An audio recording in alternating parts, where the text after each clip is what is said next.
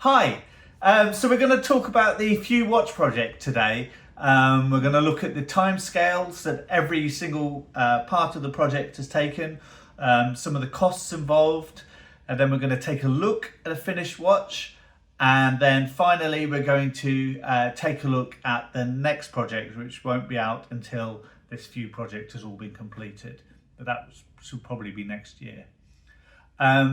So to start with the timescales, we're now in the 7th year that I've been running this project. It was December 2019, just before the first sort of COVID lockdowns started, that I got this great idea to, oh wow, let's go off and work by myself and start creating these watches. I think initially I thought it would be something like 2 years from start to finish, which now, as obviously it's been considerably longer than that, it seems overly optimistic. But as we'll see, the scope of the project grew, the size of the project also grew, and there were lots of things which I couldn't really predict, such as things like the COVID lockdown, as well as generally life getting in the way. I've had 2 children since this project has begun. So one of the things which I've perhaps underappreciated was just how difficult it was going to be to get other people to help with the project. I knew from early on that I could create a watch myself. As some of you will have seen, I have made my own watch from scratch. That took about 7 years. So I always knew I could make a watch, but I didn't, obviously. So I knew that I could complete the watch project, but I didn't, and I would need help to do it. And I'd say I didn't really appreciate just how difficult it would be to get people to help with that. During the COVID lockdown, what we found is that lots of people, when they were furloughed and at home, were really enthusiastic about helping. And I went down lots and lots of roads with lots of different people, most of which eventually turned into dead ends, because then as soon as the lockdown finished, they were like, right, it's back to work. We now need to make some money for my business, and your project, unfortunately, is too small. I basically then had to almost start from square one again. There's also very specialist skills with some of the people that I've needed help from, which meant that often you're quite tied to working with certain people. It would maybe take, 4 to 6 weeks of looking to find somebody. And so when you found somebody, you really want to hold on to them. And so even if they're perhaps under delivering or being slightly too slow or a little bit difficult to work with, you tend to keep persevering, because the alternative is to start from scratch, and it might not take 4 to 6 weeks to find someone next time. It might take 6 months. And so you always have to almost stick with the devil you know. So if we look from the project, we can see where the six years are sort of split up. It was about 6 months of planning at the beginning. I had quite early on, when I saw the Spitfire being made, and I'd done some research and I found the Weems style watches that Spitfire pilots wore. I had a good idea of what the finished watch would look like, and it hasn't altered too much from that. But if you could imagine, that was the piece of grit around which the pearl of the final project would grow. But I didn't really know what that final product would look like. I didn't know that the size of it, or the luster, to use that analogy. So we also started doing things like making the logo of the company, and then really deciding, okay, I've decided on this watch, I decided what it's going to look like. How do I market that? How do I get people interested in what I'm doing? I knew that I didn't have I haven't got the pulling power of obviously a big brand like Rolex, so I can't just make a watch and then people will be interested in it. And so I needed to find a way to be able to sort of sell that and market it in a way where my uniqueness and the fact that I was just an individual could sort of wouldn't be a hindrance, it would actually add value to the project. So one of the things that I'm really was quite surprised at with myself, obviously I've never written a book before, and so I was quite surprised that I was able to actually complete and finish a book, and that I'm really pleased with how it turned out as well. This was research and writing that I did over the course of those 6 years, and I think if I was to add up all of the time spent doing that research and writing, it would probably be about 18 months altogether that was spent just dedicated to that. Obviously, when the first lockdowns happened, I couldn't go out and visit manufacturers and suppliers and sort of build those relationships face to face.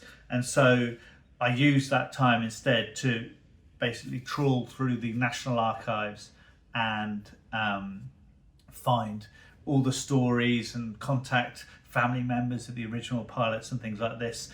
And then that really sort of evolved into, building these stories, and that became a real core part of the project itself. Then also during lockdown, obviously this project became a little bit frustrated with the lockdowns, and so I spent about 6 months altogether, although it was probably over the course of about 18 months, creating my Dirty Dozen series, which was a series of 12 watches. This was almost to prove to myself and also to other people, look, I can finish a watch project. I can, and I can do it to a really nice standard. And those watches were, really, really well received. The initial 12 were all ordered within roughly a day. Then I spent about 2.5 years actually making. So I'd be sat at a lathe or have pieces of metal in a vise filing away. And this is basically making hundreds, if not in some cases thousands of individual parts again and again and again. People like to think they have a slightly romantic idea of a watchmaker, but actually a lot of what we do is really repetitive, and you really have to have that right sort of mindset, because you can work on something all day. You can be working on just one part for 8 hours. You can lose concentration for 5 seconds. You can remove slightly too much material, and that's it. You can't recover that. It will basically be unsalvageable. So you have to start again. And you just have to have the mindset that you just shrug and accept that, and then pick up another piece of metal and start again. I'd say then also there was probably in total about a year of what I would call dead end work. It's basically an unproductive day. So the same, working with lots of other people. There were some businesses that I worked with for over 2 years, and at the end of it, they just became completely unreliable, and I had to start from scratch again. So all of that time that we'd spent discussing everything, getting everything just right, tailoring it, and as well as building the relationship with that business, that all had to be wiped out and start again. Obviously, when you start again from something, you've already made those incremental changes, and so you can use that as a starting point the next time. But there were quite a few moments which certainly at the time felt sort of quite catastrophic, as if, this project might actually not be finished, certainly in the way that I wanted it to be. But it all worked out in the end, and it all worked out in many ways much better than I could have originally hoped for. And this is certainly the feedback that I'm getting from customers who I'm delivering the watches to is that actually the project that they thought they'd bought into, what they actually receive is significantly better than than what they actually thought that they'd originally bought into. I think that they can really see the thought that's gone into every single part of this, which hopefully, as I show you the watch later on, you'll be able to see too. And then that takes it up to 6 years, and then the final year is then assembling and then delivering them. Where possible, I'm delivering every watch by in person. So I'm driving all around the country, hand delivering watches to people. It really, I think it's nice to sort of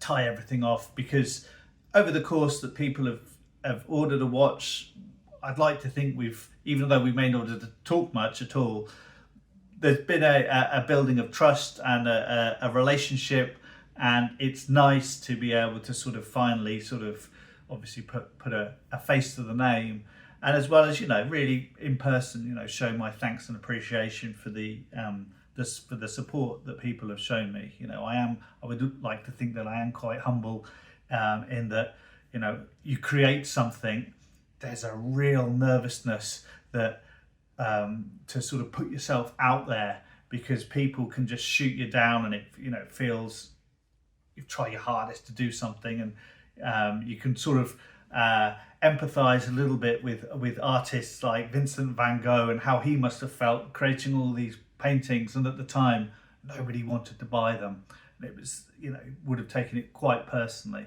So yeah, I'm very, very, very thankful for everybody, for all of the support that they've shown me.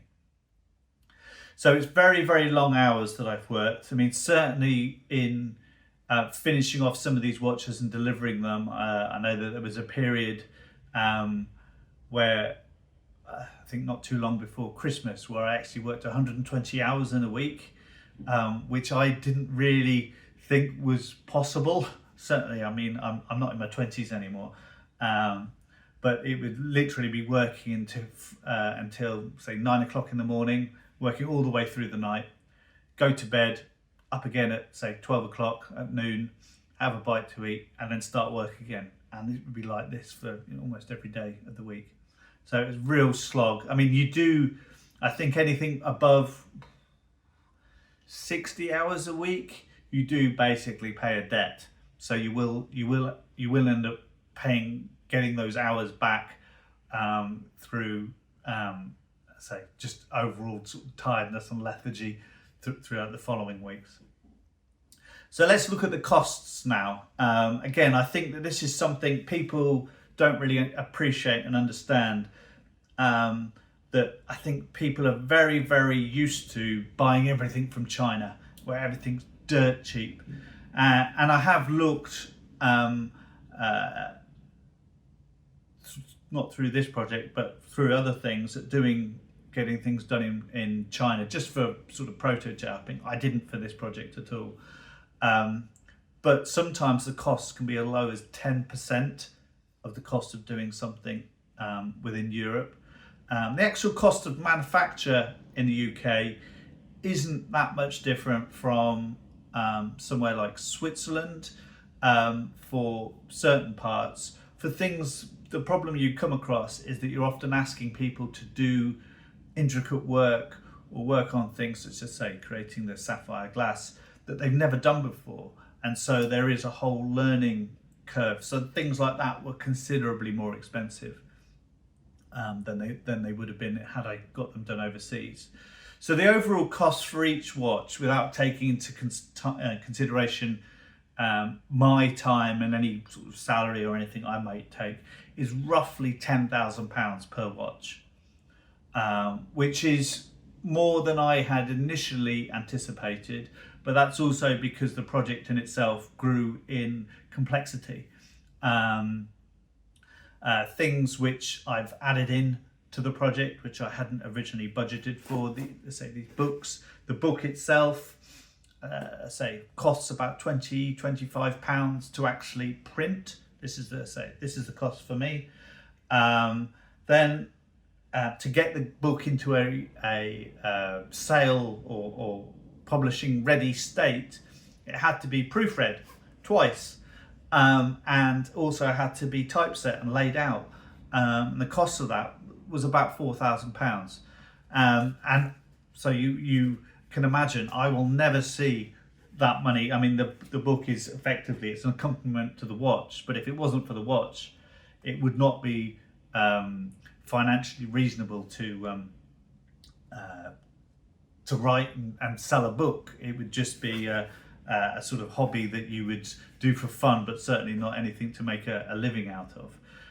As I've explained before, I mean, the book for, that's on sale, which is this version, which is on Amazon, it's a slightly, well, it's double the size, A4. This costs £60 on Amazon, of which Amazon take £45. So I get £15 per book, and if you can imagine, I would have to sell quite a lot of books to ever make the money back, let alone make any sort of profit on it. So it's, for me, it's not a money-making venture. The development and prototyping, again, these are things which people don't really understand just how expensive prototyping things is. You know, everything you do when you're asking somebody to do something for the first time, everything is thousands of pounds. Sometimes it's tens of thousands of pounds. And so if I divide the total cost of development and prototyping and everything by the number of watches, you're going to be looking at, it'll average out to about £3,000 per watch. Then there's the manufacturing cost, which is about £4,000. So that's the actual physical cost of making each watch. Obviously, there's lots of different parts. There's the case of the watch, there's the glass of the watch, there's the movement of the watch, there's all the crowns. Some of it within where possible I do myself, but often I say it's being done by third parties, which are all local to my workshop. And because I say you're asking people to do a really small scale project, these are often multi-million pound companies, you know, and you're coming in with these really small projects and you're having to convince people, can you please stop using that machine to make money and effectively do me a favor, which thankfully I say, because of the name that the Spitfire carries and things like this, it's something I've really been able to lean on, and many people have been really willing to help. The box of the watch, this box that's made from the Spitfire propeller material, as well as the latch. The latch particularly is quite expensive. The cost of that's about £2,000. And then there's everything else. So this is things like the silk map, all of the silver brooches, the cufflinks, and things like this.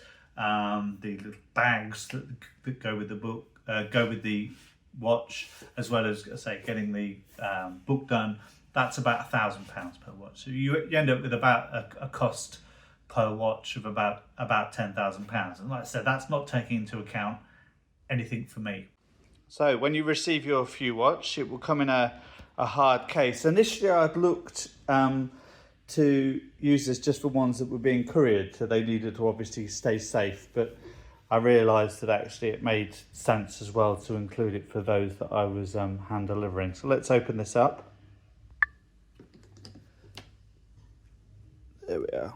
Then we reveal the box of the watch. The whole contents, everything here, it's actually quite heavy. It's about 12 kilos. This box itself, without anything in it, weighs 7 kilos because it's made from this, say, Spitfire propeller wood. You can see the layers here of the beech as they're cut. It looks almost like grains in the wood, but it's not. It's actually layers of the beech, of the laminate. And then what they do is they impregnate it under a tremendous heat and pressure with a resin, a bit like Bakelite, and then it becomes incredibly rigid, which obviously makes it brilliant for a propeller. Initially we designed the handle. The handle was meant to go on the front here, and in fact, if you look at the original sort of promotional video I did for the View, the handle is on the front, but we moved that up when we added the this latch, which we'll see in a moment. We handed it up onto the top, which makes a lot more sense, and it's a lot easier obviously then to carry around and keep completely upright. So here we have the box out. You can see, I say, it is quite an unusual type of wood. It's a wood that wouldn't really ever be used for a box. It is an engineering wood with all these patterns that you see on it from the lamination that really come through. It makes it quite special, and as I mentioned, it is quite heavy as well. You'll need to have had your Weetabix before you pick that up. One of the distinguishing features on here is the latch. This is based on the door you open the Spitfire with the door latch on the Spitfire. I spent quite a long time looking at latches. The latches generally from the 1940s, particularly if they were used in the war, were generally quite crude. May just be sort of like a split pin or something like this, or a very simple latch, and it didn't feel right.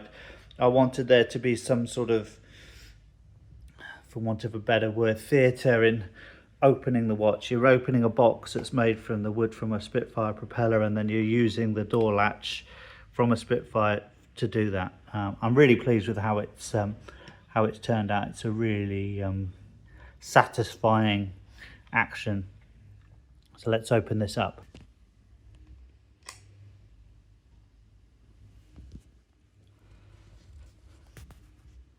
There we have everything inside. So obviously the watch there, the dial and the hand of the watch are made from Spitfire propeller material. This customer's chosen to have luminous hands painted on. There's the crown, which is made from a bolt from the Spitfire propeller, and then the second crown at 4 o'clock, which is used to lock and unlock the bezel, as we'll see in a moment. The steel itself, it's a British steel, one of the very few that we still make. We still do make British steel for very specialised purposes. So this particular steel is an S130 grade. It's made for Rolls-Royce, and they use it in a number of different applications, like Storm Shadow cruise missile. It's used on the F-35's takeoff and landing thrusters. It can handle a very high heat. Chemically, it is a little bit different from regular stainless steel that you might be used to. But I mean, for a watch, it doesn't make too much of a difference. But one of the things that you could tell perhaps immediately that it is a little bit different from regular stainless steel is it has a slightly grayer colour. Normal stainless steel is almost silver in colour, whereas this is, it's a bit grayer. So let's take a look at some of the contents. So here we have 2 bags either side. Actually, these bags, so everything's, where possible, it's all made locally. So the box itself, so uses Spitfire propeller wood that was made at by Hercules Propellers, who make say Spitfire propellers in the UK. The bags, they might just look like regular blue bags, but they're actually specifically made for silver. They've got a slight fragrance to them, which indicates that they've actually got some, they're embedded with a kind of some sort of substance which helps stop silver from tarnishing, because inside here we have some of the extra silver bits. So they're made in Bolton. Actually, the company that made them have the royal warrant for silver polishing, which I guess is one of those things you wouldn't know was a thing. So I added some markers on there just to sort of give that that feel for the, sort of that Second World War period, with the company logo there. And obviously, if found, please return to ML295 411 Squadron. You have a spare strap, and here we have then a silk map, which we'll take a closer look at later, as well as saying here we'll look at the silver bits we'll look at later. The straps are all come with a handmade silver buckle, which features the company's logo. Everything's silver's all hallmarked, and then they have a quick release feature on there, so customers can swap over their straps just by hand. You just need a fingernail to just push that in, and it's quite easy to swap those over. And we have the view here. This cushion is one of those things that was incredibly difficult to get right. I think it was about half a dozen different workers that outworkers that I used until we found somebody that was actually could do a really good job. Same as the material. The material took ages to get right. This is actually Alcantara. It's the same upholstery that you'd have in a Bentley or a Aston Martin. But once it's a kind of faux suede, once you've seen that, other kind of faux suedes don't really. So I'm trying to do this one-handed. It's a little difficult to get my finger in here and pull out. We've had the corner cut off so you can do this, and then behind there we have a data plate from the Spitfire, which obviously identifies the watch in the same way that the a VIN number would identify the like a vintage car. I also put that back in. So the idea of this is obviously that it's like a jewelry box, that you have a cushion that holds everything down and keeps it all secure. But it's one of those funny things that some parts of the watch which you assumed would be difficult to get completed were actually relatively easy, and then other parts such as this were actually quite complicated. And while we've got the box out, we'll take, this is one of the secret parts here. I don't know whether you would have noticed, but there's a slight difference in the here you can see the pattern slightly changes. It'll all be revealed. So this is an original screw from a Spitfire. It was used in the cockpit to hold the instruments in, such as the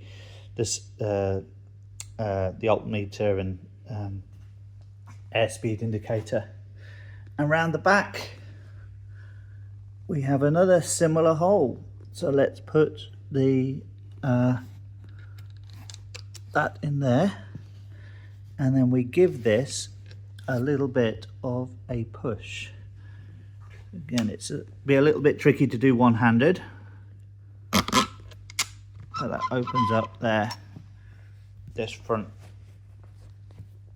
box, which then holds the book. So this is the book that obviously I've written. Parts of it was sort of told in the sortie updates which I sent out. So the book itself was printed in London by Blissets. They were at the time the Queen's bookbinders. As I said, they've done a really fantastic job, and it really feels like something from another age.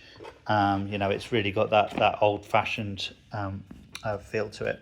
So this is held in place by the just a couple of magnets actually at the back. So that keeps that closed. Obviously you can't see that, and then you'll be able to retrieve the screw back and keep that keep that in place there. All right, let's take a closer look at the watch and some of the other bits. So the watch is out the box now. I would like to show, we can just about see it there. If you look around 12 o'clock, it probably just looks slightly, it won't be very clear, but there is the logo has been engraved on the underside of the glass. I kept it away from the dial, the logo, just to keep the dial sort of clearer, because obviously the feature of it is this sort of original patina.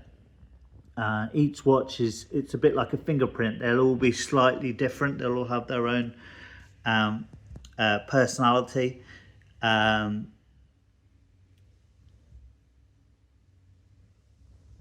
So that's the aging that's come from being 80 years old and spending perhaps the first 50 of those 80 years in the ground.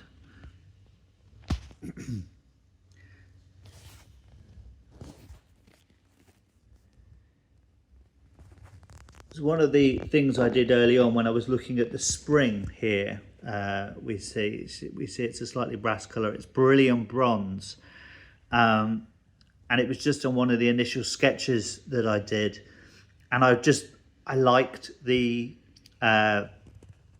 contrasting colour. The fact that there was obviously I could have made the spring out of steel, but I quite like the slightly contrasting colour there. So the idea is, and the sort of reason why this watch has such a large bezel, is that during the war they hadn't quite worked out how to stop a watch when you pull out the crown to set the time. And so what they did instead, it was a bit of a workaround. This chap, Weems, is an American aviator, and he designed this bezel with this second crown on, and the way the bezel's loose, it rotates in both directions, and then you lock it into place with this other crown, which basically you screw it in, and as you screw it in, it pushes a spring into the grooves on the side of this bezel. They're not all Weems watches are like this. I sort of did my own take on it. Make it a little bit easier to work, and the idea was that then you would move, say, the 60 round to where the seconds hand was. Everyone would lock it in place as they synchronized watches before a mission, and then when they were to read the seconds, they would read it from the bezel numbers rather than actually from the dial itself. So I say it was a bit of a workaround there to the limitations of technology. And then after the war, they worked out how to effectively stop a watch when you wanted to set the time. I'll just turn this over now. And so that wasn't ever, this design is sort of very specific to that period. So we've obviously got part of the quote there from Winston Churchill's famous speech. The case backs on this, as well as most of the other parts you see. Everything can be personalised, and we have the names of the 11 pilots going around. The 11 pilots that flew in Spitfire ML295 during the war. I'll just loosen the bezel. I'll probably have to do this off camera because I'll need two hands to loosen this screw, and then we can see how that would work.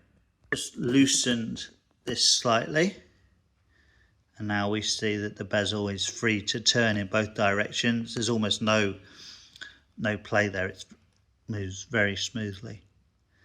And then you can set that up, so you could say turn it round so that the 60